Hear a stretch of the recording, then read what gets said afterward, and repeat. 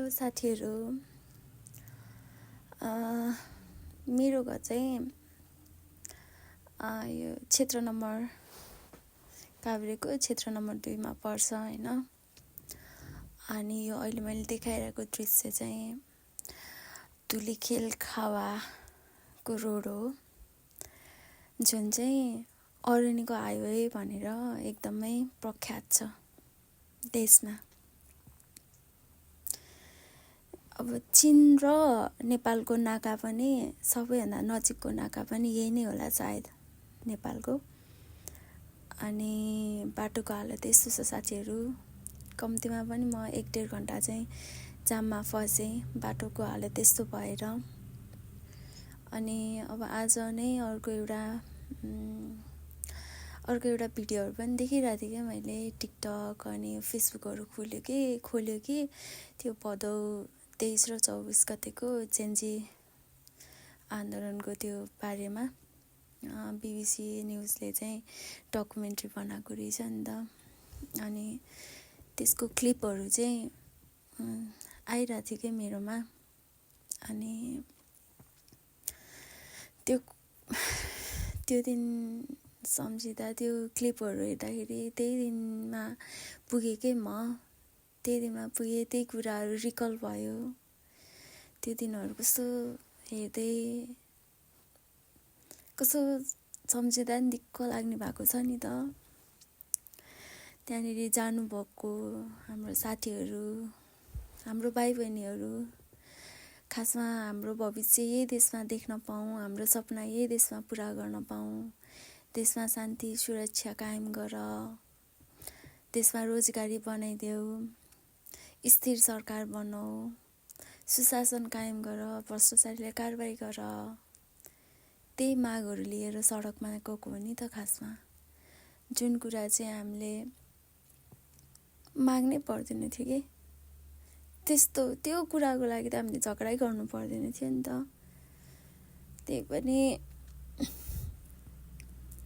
त्यही पनि अब त्यही कारणले गरेर हाम्रो कलिला भाइ बहिनीहरू अनि हाम्रो दाजुभाइहरू दिदीबहिनीहरू बित्नु भयो नि त त्यही कुराले।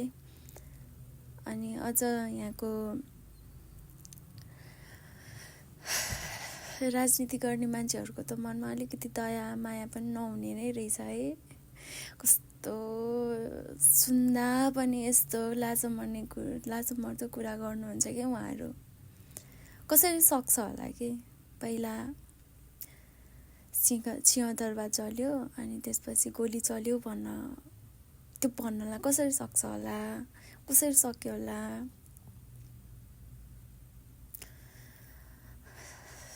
चार 5 कक्षा पढ्ने बच्चाहरूलाई पनि थाहा छ कि त्यो दिन के भएको थियो, के भएर के भयो अनि के हुन गयो भन्ने कुरा उनीहरूलाई पनि थाहा छ कि। कसरी भन्न सक्छ? त्यो भनेर घर गएर कसरी भात खायो होला, कसरी निन्द्रा लाग्यो होला, कसरी त्यही उमेरको आफ्नो छोराछोरीको आँखामा आँखा जुदाएर हेर्न सक्यो होला, कसरी सक्यो होला के? अलिकति मानवता भन्ने कुरा हुँदैन, मानवता भन्ने कुरा नै हुँदैन है। अनि हेर्नु न, अनि अहिले अब यो चुनावमा पनि उनीहरूको एजेन्डै त्यही छ, बाटो बनाइदिन्छु, पानी ल्याइदिन्छु, पुल बनाइदिन्छु, त्यस्तै एजेन्डा बोकेर आएको छ। फेरि 21औं शताब्दीमा छौँ हौ हामी त। बाटो बनाइदिनलाई, खानेपानी ल्याइदिनलाई, पुल दिनको लागि हामीले यिनीहरूलाई फेरि जिताइदिनु पर्ने, भोट हालिदिनु पर्ने। कहाँसम्मको न्यायको कुरा गरेर यिनीहरू घर घरमा भोट माग्न आउँछ होला? अझै पनि एमाले, माओवादी, काङ्ग्रेस जिन्दाबाद भन्न कसरी सकेको होला? हामीलाई त कस्तो लाज हुन्छ हौ। तिमीहरूलाई लाज हुँदैन? हामी भुइँ मान्छेलाई त लाज हुन्छ बरु। हेर त, विश्व सामु म नेपाली हुँ भन्नलाई मलाई लाज हुँदैन के? म नेपाली हुँ भन्नलाई मलाई गर्व फिल हुन्छ। तर तिमीहरूको नेतृत्वको अन्डरमा बसेर हामी जिरहेको छु भन्नलाई चाहिँ लाज भयो के मलाई। लाज हुन्छ क्या हामीलाई। तिम्रो देशको नेतृत्व कसले गरेको छ भनेर भन्दा तिमीहरूको नाम लिन लाज भयो कि मलाई। हेर त देशको हरिबिजोग।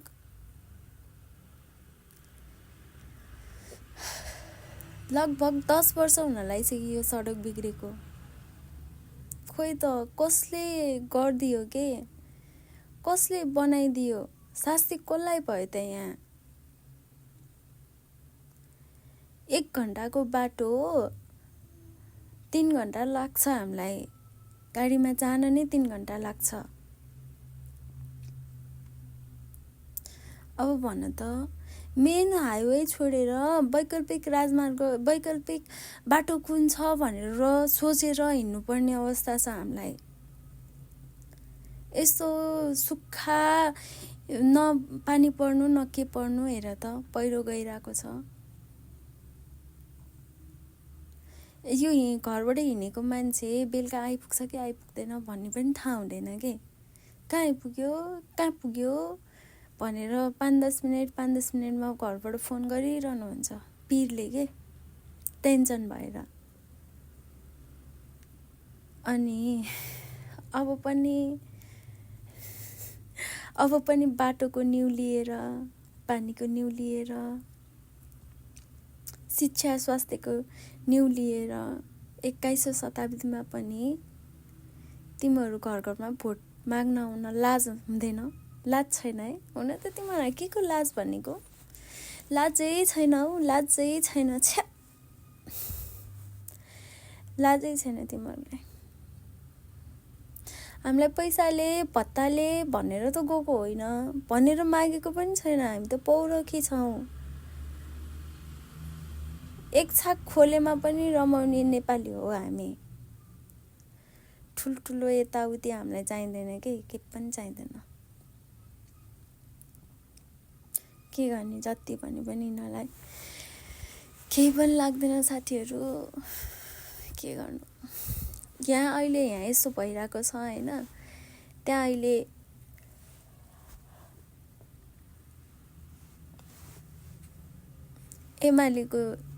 एमाले काङ्ग्रेसको त्यहाँ प्रचार प्रसारको लागि त्यहाँ गाडीमा गीत घन्किरहेको छ कि अहिले त्यहाँ देखिन्छ। काङ्ग्रेसबाट खै महेश आचार्य भन्ने मान्छे उठेको छ अरे। अब एमालेबाट को हो त्यो के बेन्जु उठेको छ।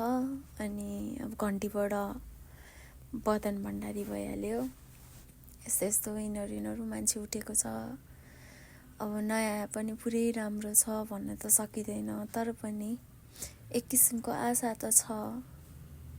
किनभने उनीहरू सत्तामा पुगिसकेको मान्छे त होइन नि त। अहिले जो उठिरहनु भएको छ सत्तामा पुगिसकेको मान्छे, दोहोऱ्यातिरै सत्तामा पुगेको मान्छेहरू हुनुहुन्न। त्यो भएको भएर नयाँमा थोरै आशा छ, केही गर्छन् केही भन्ने। अर्को यो धुलखेलको पूर्व मेयरले त एमालेको रहेछ। धुलखेल बनेपालाई चाहिँ उसले विश्वमै चिनाउने सिटी बनायो अरे। बाटो हेर न यहाँ हो, यसै कारणले चिनाएको होला कि उसले। त्यस्तो भनिरहेको छ साथीहरू। त्यो भएको भएर योपालि तपाईँहरू पार्टी नबदल्नुहोस्, केही छैन। पार्टीमा सबै मान्छे नराम्रो हुन्छ भन्ने छैन।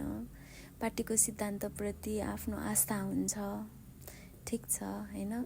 तर पनि एकचोटि भोट चाहिँ बदल्नु पर्छ होला कि सबैजनाले, मलाई चाहिँ त्यस्तो लाग्छ।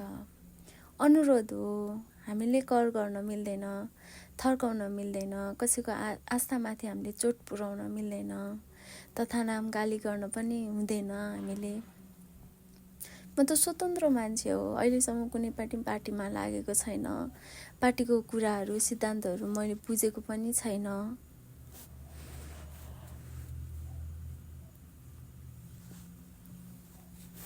जस्ट के हो भने